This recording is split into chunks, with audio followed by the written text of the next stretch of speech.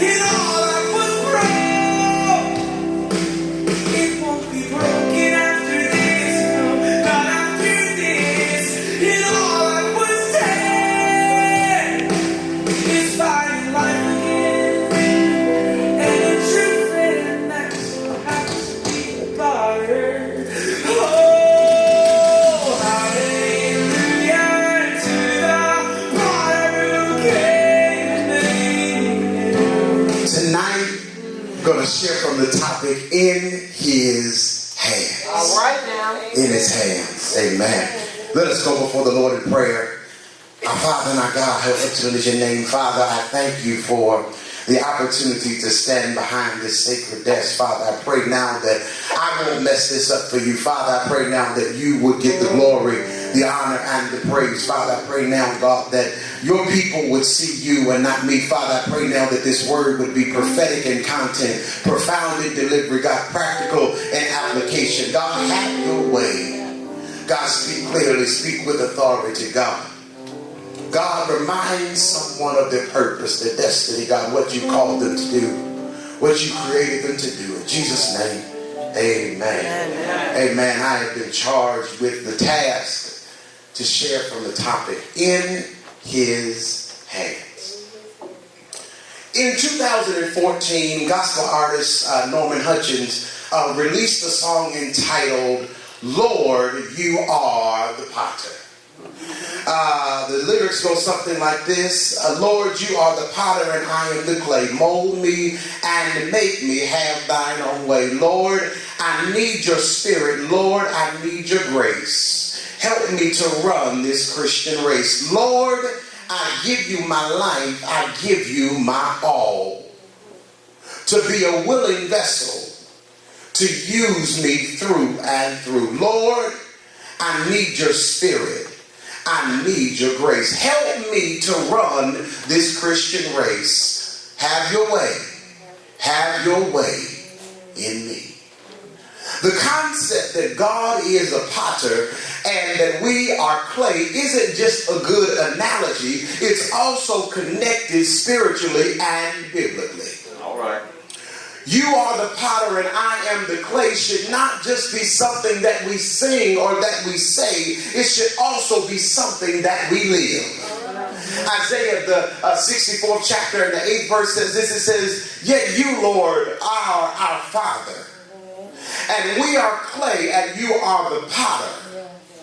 We are all the work of your hand. Tonight, I just want to share a few nuggets with you and get out of your way and take my seat. Watch this here.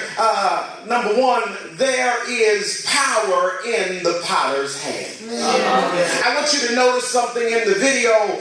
Very rarely did the potter ever take both hands off of the clay while it was spinning on the wheel. The potter's hands are guided by the potter's heart. Watch this here. See, Philippians, the first chapter and the 6th verse says, being confident of this thing, that he who has begun a good work in you will carry it out to the day of completion and the day of Jesus Christ. So while you are on the wheel, I need you to understand that he still has his hands on you. I don't know about anybody else tonight, but I am so grateful that no matter despite what I've been through, despite what I've experienced, God still has his hands on me. After everything I've done, after everything I thought, and after everything I didn't do right, every T I didn't cross, every I didn't dot, he still has his hands on me. I am grateful and I am humbled and I am in awe of the fact that he still has his hands on me. Now you can sit there and look dignified like you believe that God owes you to still have his hands on you, but I know the truth of the matter is that if it had not been for the grace and the mercy of God, if it had not been for the grace and the mercy of God, he could have taken his hands off of me a long time ago. Watch this here. Thank you, Father. The saying goes, Jesus, take the wheel. But there were some times when I felt like he wasn't only taking the wheel, but that the wheel was about to take me out. There were some times when I wanted the wheel to stop spinning. I just wanted the wheel to be still. Watch this here. Because we are on the potter's wheel, every now and then our lives will feel as if they are spinning out of control, or as if everything is spinning around us. Can I get a witness from somebody that knows what it means for your life to be spinning around you? Watch this here. We must stay on the potter's wheel in order to fulfill his will and to fulfill his purpose.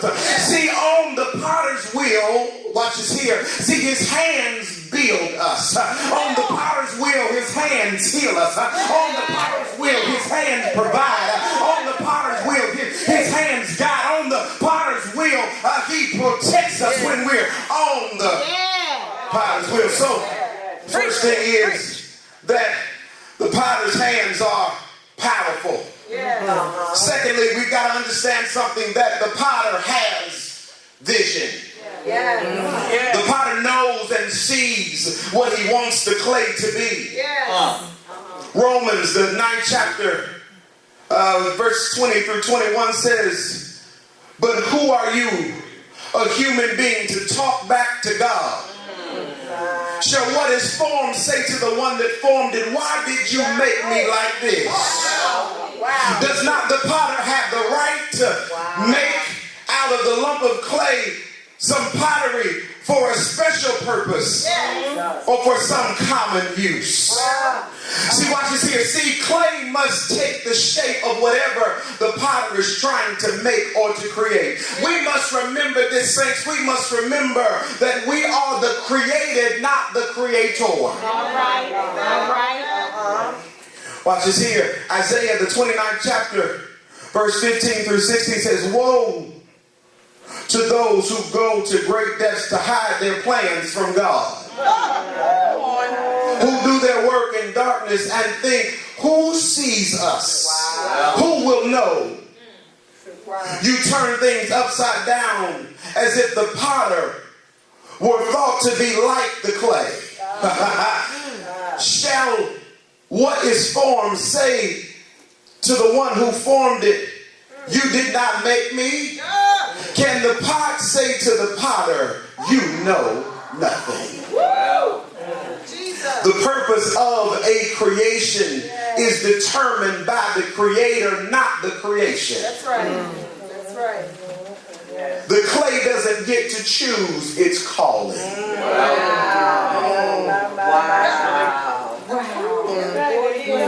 The clay does not get to choose its calling. The clay doesn't get to choose to be a vase when God says, I need you to be a bowl. Watch this here. See, a vase is often celebrated. Not only by how it looks, but because of what's on the inside of it. Watch this here. See, you don't ever hear, you hear people, watch this here. See, in regards to a vase, you hear people go, oh, those are some pretty flowers. And then you hear them say, that's a beautiful vase. But watch this here. You never hear somebody say, that was some great soup. Oh, but the bowl it was in was phenomenal.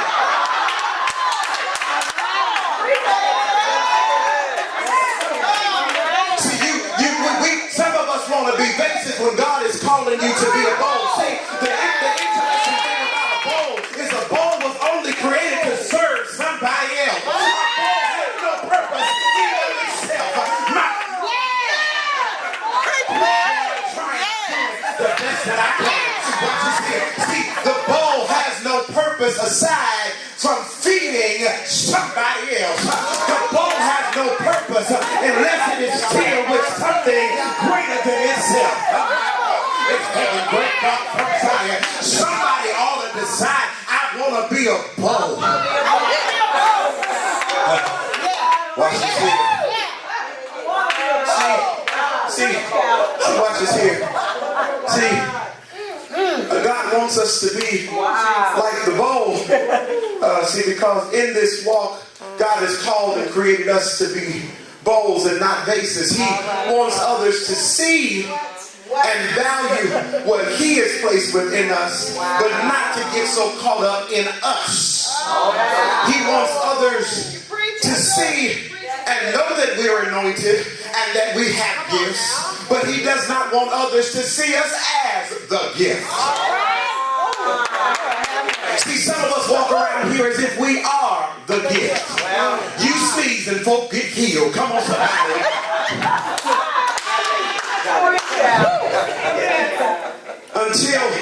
Until the clay, watch this here. Until the clay goes through heat in a kiln, it remains soft. And it is easily altered and manipulated. In life and in ministry, until we go through some things, until we go through some fire and some heat, we are soft and easily manipulated. See, watch this here. See, with heat comes wisdom. With heat comes revelation. With heat comes purification. With heat comes experience. With heat comes endurance. With heat comes favor. With fire comes favor. Your favor comes from being in the fire. In the kiln or in the fire. Watch this here. In the kiln or in the fire is the first time that the potter actually fully takes his hands off the clay. Now some of y'all, I mess with y'all theology because y'all know the Bible declares that He will never leave me nor forsake me. That's not what I said. Watch this here. I'm not saying that God is not with us in the fire, but rather than being with us in the fire, He is within us in the fire. And so the fire that is within us is greater than the fire that is surrounding us. Watch this here. See, the potter also is in control of the fire. The potter knows how much heat some of us need. And He knows how much heat we can handle. That's good. Wow. So the first thing is the potter hands are powerful. The second thing is the potter has vision.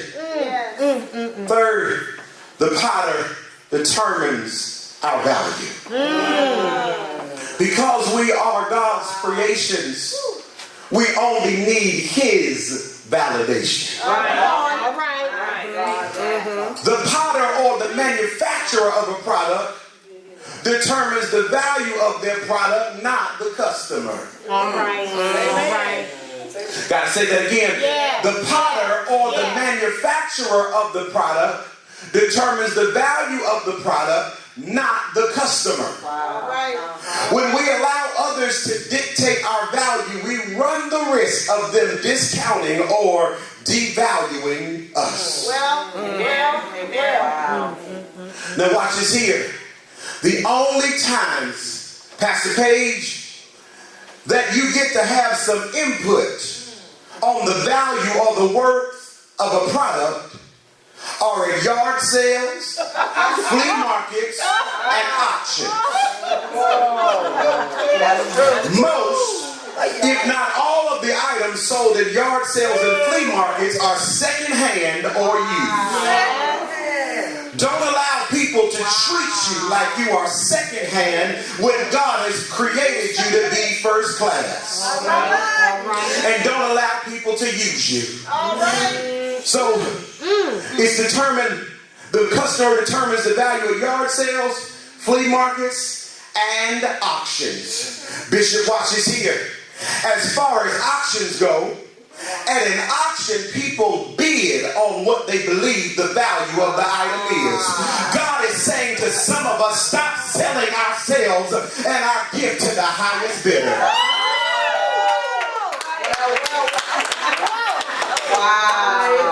Stop selling yourself and your gift to the highest bidder. So first, there's power in the potter's hands. Secondly, the potter has vision. Third, the potter determines the value of the product. Fourth, the potter knows and uses our imperfections and our flaws. Wow. Our imperfections make us perfect candidates to be used by God. Well, our flaws have a cause. wow. Imperfections and flaws. Watch this here. Imperfections and flaws should be a cross that we bear, not a crown that we wear. I'm so tired of hearing people say nobody's perfect and God knows my heart. Imperfections should be something that we bear. I'm not happy that I'm imperfect. Not I'm celebrating that I'm imperfect. So it should be a cross that we bear, not a crown that we wear. That's good. Watch this here. No two pieces of either handmade or even manufactured pottery are identical or exactly the same. Embrace your uniqueness. God creates, but God does not duplicate. Watch this here. See, clay is dirty. It has little to no value until it is developed. It is in the fire, in the kiln, that we are hardened, we are fortified, and we are strengthened. The fire is meant to develop us, not to destroy us. Catch this here. Those of us with fragile faith are not fit for this walk and this journey. All right. Fragile. My God. There are many times in the Bible when the blessing or the provision came out of a pot, came out of a jar. 1 Kings, the 17th chapter, Elijah and the widow of Zarephath. God caused her jar of flour to never run out. And he caused her jar of oil to never run dry. 2 Kings, the 4th chapter, verse 1 through 7. Elisha and the widow of the prophet. God gave her a bottomless jar of oil so that she could sell the oil and pay off her debts and save her son. the one that all the saints like. John, the 2nd chapter, verse 1 through 11, the miracle at the wedding. Jesus told them to go fill some empty pots with water. He turned the water into wine and said, keep the party going. God can do a lot with some empty, willing pots. Allow me to tell you this quick story and get ready to head back to High Point. There was a water bearer in an Indian village. He had 2 large pots. Each of them hung on the end of a pole that he carried across his neck. One of the pots had a crack in it, while the other pot was perfect and delivered its full portion of water after the long walk to the stream and back to the master's house. The cracked pot always arrived back at the master's house half full. For 2 years, this went on daily, with the bearer delivering only 1.5 pots of water to the master's house each day. The perfect pot was proud of what it had accomplished, but the poor pot was ashamed of its imperfections, and it was miserable because it wasn't able to accomplish all of what it thought it should be able to do. After 2 years of what the pot perceived as failure, it finally spoke to the water bearer and said, I'm so ashamed of myself, I want to apologize to you. The water bearer asked, why? What are you ashamed of? He said, I haven't been able these past 2 years to deliver my full portion of water. I leaked all the way back to the master's house. Because of my flaws, you have to do all this work and you don't get full value out of your efforts, said the pot. The water bearer felt sorry for the old cracked pot. And in his compassion said, as we return to the master's house, I want you to notice the beautiful flowers on the path. Indeed, as they went up the hill, the cracked pot took notice of the sun warming the beautiful and wild flowers as they went up the path, and it cheered him up some. But at the end of the trail, he still felt bad because he had leaked all the way to the master's house. So again, he apologized to the water bearer for its failure. And the bearer said, did you notice that the flowers were only on your side of the path? But on the other side of the pot, the perfect pot's path, there were no flowers. He said, that's because I've known about your flaw. And I took advantage of it. I planted some flower seeds.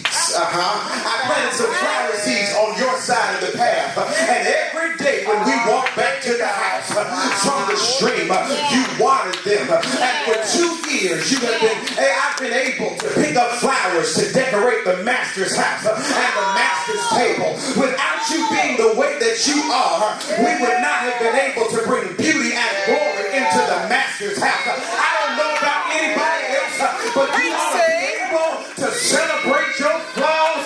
You ought to be able to celebrate that even though I'm cracked, even though I'm imperfect, I serve a perfect God who has his hands on me, who has a perfect plan, who has a perfect will, who has a perfect purpose, even in the midst of my imperfection. So, there's Potter. Potter has power in his hands. The Potter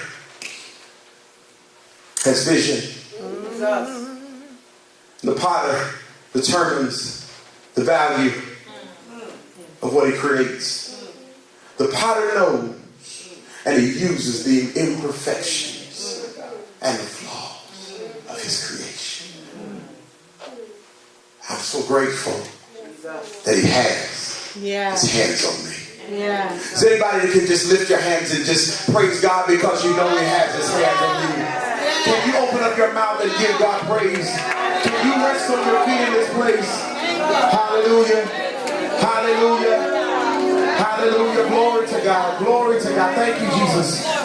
Thank you, Jesus. Thank you, Jesus. Glory, glory, glory. Come on, let's lift up worship. Hallelujah. Hallelujah. Come on, come on, come on. Worship him. Worship him in spite of your brokenness. Worship him in spite of your imperfection, because you know that he has his hands on you. You know that his hands are powerful. You know that he's giving you value. You know he's got a vision. That's all the Lord had for me to share tonight. I believe when God stops speaking, I should stop as well. Amen. Father, we thank you. God, I thank you for this moment.